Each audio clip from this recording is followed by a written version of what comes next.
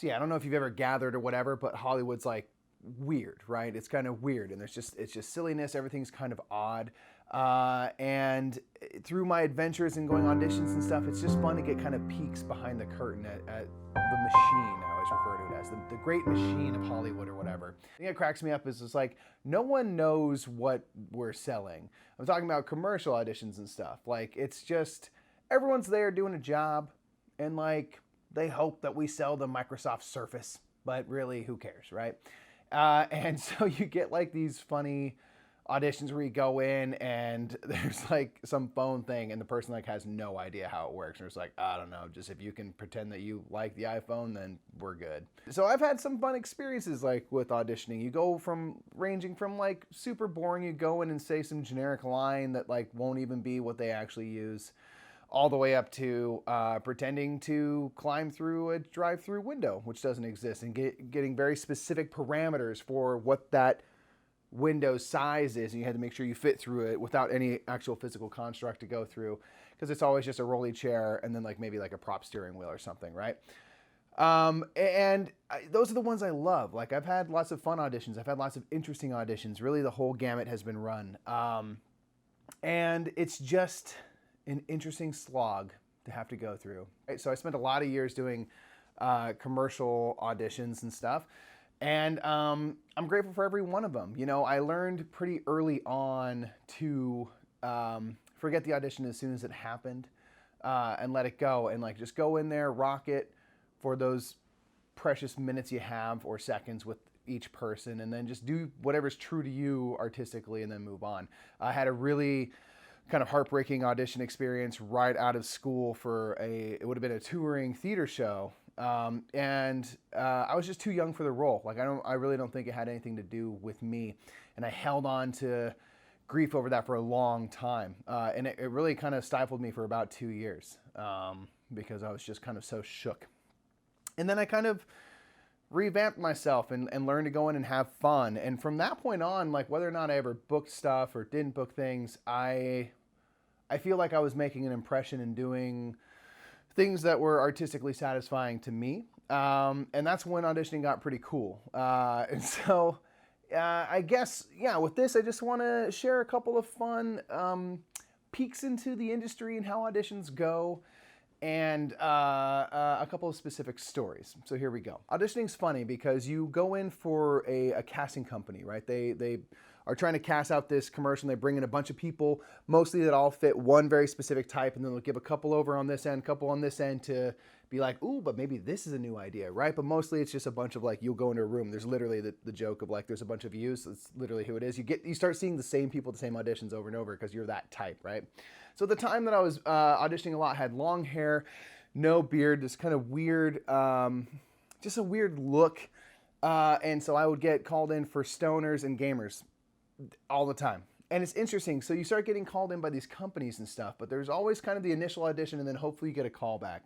There's never really fully fleshed out scripts. Like a lot of times you'll be given just storyboards of like, this is sort of what's happening in the thing. And I remember, especially a few years ago, like Seth Rogen movies were blowing up and, you know, Will Ferrell had been a thing. And so everyone was just like, we want improv, man. Can you improv? Let's just improv a scene today. As if it was like the first time someone had that idea. I'm like, this is all we do at every single audition, right? They sort of have an idea, but again, no one knows what they're selling. So they're just like, well, let's just try this thing. And it was kind of cool because you might be able to help shape a direction that things go. And in one really, this is probably I'm the most proud of this audition. I got called in, again, I would get called in for gamers and stoners a lot. And I got called in for an audition with a small company called Slow Down Wines, SLO, Slow Down Wines. And they were doing a series of really odd, fun commercials. There's like one with like a dominatrix, and there's some dude in a horse costume, and there's kind of like the spokesperson for Slow Down Wines. And so the idea is like all of these different commercials are happening with like really weird stuff going on in the background. This guy comes out with like a jacket, no pants or something on, and it's just like, Slow Down Wines, we're quirky, right?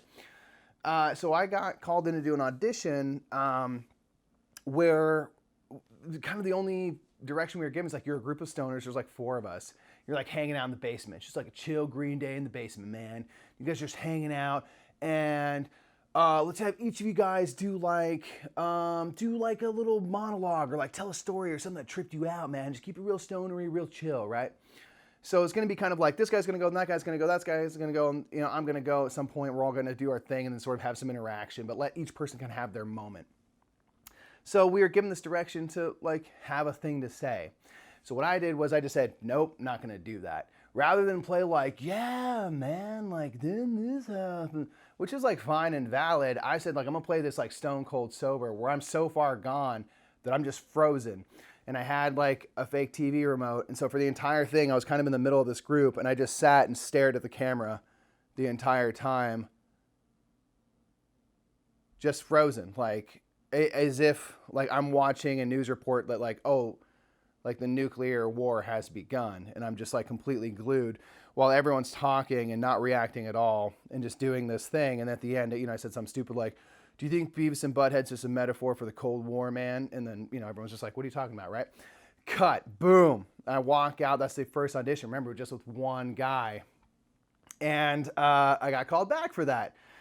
And this was like a cool moment. So I got called back. We came back another day. I saw some of the people that we'd seen in the first audition. Some others, were different. We got kind of put into these groups. They clearly had like, okay, I want this group that has this kind of mix of people. That group has that mix of people.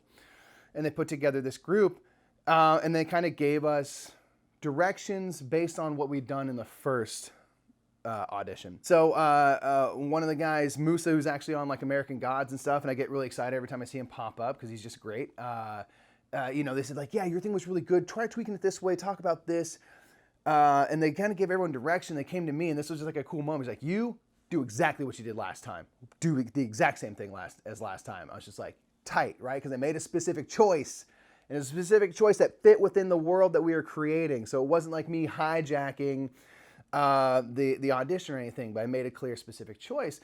And sure enough, that's a commercial that I booked. And so it's just funny. Like we had this whole like big audition stuff. Everyone had their piece and stuff. I'm doing my thing, and it's great. We all dig it, and like that's the group that got cast. They put together. They didn't mix and match from other things. They knew that was the set that they liked. So it came together as it's a China set, right?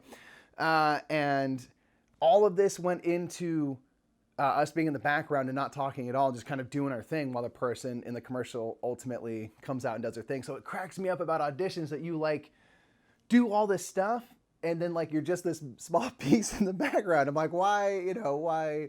I literally had a gas mask on and it was used as a fake bong and stuff. And Hi, I'm Brandon Allen from Slow Down Wines. This is our wine. It's called Sexual Chocolate. It comes from special grapes grown on vines in the hills of California, picked by men with gentle, well-manicured hands. It comes in a bottle. It'll make you feel good, and it goes great with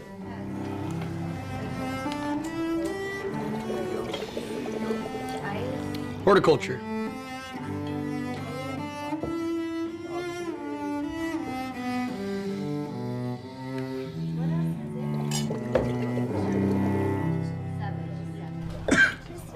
Cool. Hey, it got me some money. I made a lot of money for sitting around and working on that one, literally, I think 17 or 18 minutes.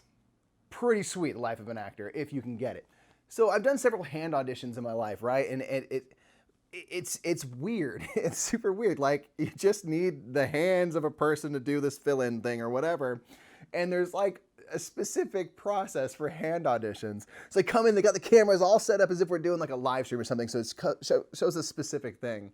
And when you go into auditions, you do something called slating. You go in, you say your name, you give your profiles, right? And you got to kind of like make it your own. Like, don't say like, I'm Michael Murphy. It's like, I'm Michael Lee Murphy, like, oh man, I'm here, right? In a hand audition, they want to see your hands. So you have to do a hand slate. Like you literally do a face slate because I guess they want to know that you're not like, I don't know, horrible or something. And then you do a hand slate. So afterward, you have to bring up your hands here and they go really tight on that. And then you got to bring it like this. Now, again, you can't go pat, pat, like, whatever. You got to give it a little something, give a little personality to the hands, right? Do something interesting. Oh, we're going to get mysterious, right?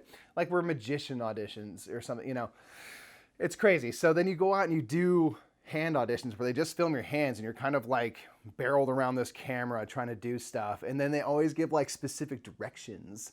You know, you're like, yeah, man, put a little spin on it. Like at one point it was just like moving cubes around. And it's just like, put like a little extra flair. So you pop it, just give it a little, like one of those, or give it a little, like put it on, come on like this, real beautiful, and come back off, and just stupid stuff. And I never booked those because I chew on my fingernails and stuff. My like rock climb, my hands are like horrible. So it's like, why are you bringing me in? You're not going to want these hands, man, unless it's just for like workers' gloves or something. So never booked any hand auditions, but there's literally hand auditions out there, folks. There's hand auditions for your hands. The last kind of audition I just want to talk about is really fun, fun and demeaning. I don't know. I got to play a hippo in a commercial once. I was like a hippo mascot for a baseball team, and it was really a weird, fun day. It was a cool day, and I'll get maybe the story of that all later. But the audition was interesting. So you're gonna be fully covered in stuff, and they're not gonna have a hippo costume during the audition process. Like they're gonna make this thing, and how do you get 100 people in? It just doesn't work. So what they did is like, okay, real simple. We're just gonna put a paper bag over your head to, I guess, show that like you can still act if we can't see your face. Like I don't pretend to understand the inner workings of the machine. But yeah, so I got to this audition where I had like a paper bag over my head with this eye hole so I wouldn't kill myself. And the scene was like we're getting dragged by like a golf cart. And I got paired with this guy who ultimately got cast as well, which just shows like a lot of it can come down to luck. Like you can do good on your audition, but sometimes you just get put with the right person. They're like, oh, I like those two together. And like, what if I hadn't gotten paired with that guy? You know, like that, I just would have been SOL and, a few $1,000 poorer. And so I got paired with this guy, and we kind of talked about like what we're going to do. And this whole thing, we're getting like dragged and all sorts of action-packed stuff. So I kind of like Ted, I was like, hey man, like, I'm gonna go buck wild right now. Like I'm going to like climb you like a tree, you know? And like, God bless him. He was like, let's do it, man. Let's do something crazy. So I put this bag on my head, and we're doing all this stuff, and I'm just like flopping around and rolling, just showing I'm agile and popping up and grabbing onto this dude. And I'm trying to do my best to sell my personality through this like horrible wall. And lo and behold, I got cast. It's waterproof, and that's why it's called a hydro. No, I haven't tested it. So 2 of the commercials that I booked were one where I decided not to talk and one where you couldn't see my face. So I don't know what that says about me as a performer. If it's like, hey, the second we can kind of see you and hear you, it's not that good. So I don't know, but either way, you make specific choices. You go for something bold without like scaring anyone, which I've heard horror stories of. You're going to be good. And just remember with like auditions and stuff, if ever you get into that world at all, don't take it personal, because so much of it's not about you and your skill. It's just like, oh, you got brown hair, but you don't have that brown of hair. We really want that kind of brown. Sorry. And you're like, well, that I can't control that, but I can control how I say my lines and do my lines. So always just go in and have fun, right? Go in, do your work. You have your stage for whatever seconds you have it. Go do it, be about it, have fun, and then forget about it. Leave it be. Don't remember it. I got really good at that. By the time I walked out the door, I couldn't remember what I just auditioned for, and I was on with my day. And that helped me out a lot. And hey, I booked some stuff, and I got to work not hard at all to make a lot of money, and it's pretty awesome. Seriously, if you can get stuff in Hollywood, it's great. For being in pain, it's chill for an actor. You do the least amount of work possible. And if you're an actor out there, and you get something, you book something, don't complain about anything. You don't have anything to do. It's fantastic. So anyway, folks, thank you for joining me for that little brief ramblings of my life and auditions and stuff. I've done, again, several auditions where you just have to really work your creative muscles to pretend that a lot's going on when you're just in some office in Culver City. If you want to see more stories, let us know in the comments below. We love doing these. We love chatting with you. Nick and I are just kind of born storytellers. We just like to joke around and laugh. So thank you for coming on this journey with me. And don't forget to thumb up this video and share it if you dig it. And if you really like what we're doing and want to see us do more different types of series, please consider supporting our Patreon. And even though you can't see it right there, what holding up the camera is a Game Topper from GameToppersLLC.com. So go check out that for your upgraded game experience. And we'll see you in the next one, folks. Bye.